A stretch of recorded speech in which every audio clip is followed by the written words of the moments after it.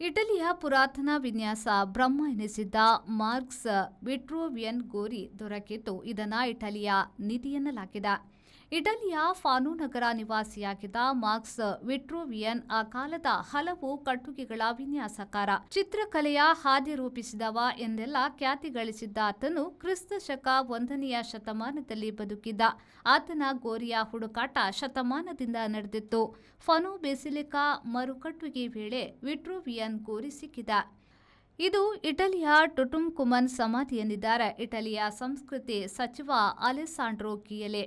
ಇದರ ಹುಡುಕಾಟ ಕನಸಾಗಿತ್ತು, ಅದು ನನಸಾಗಿದೆ ಎಂದಿದ್ದಾರೆ.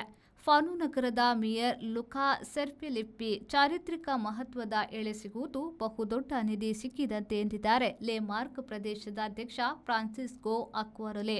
ನಮ್ಮ ಹೊಸ ತಲೆಮಾರು ಹಳೆಯದನ್ನ ಅರಿಯುತ್ತಿದೆ ಎಂಬ ಅಭಿಪ್ರಾಯ ಈಗ ಇಟಲಿಯಲ್ಲಿ ಸಾರ್ವತ್ರಿಕವಾಗಿದೆ.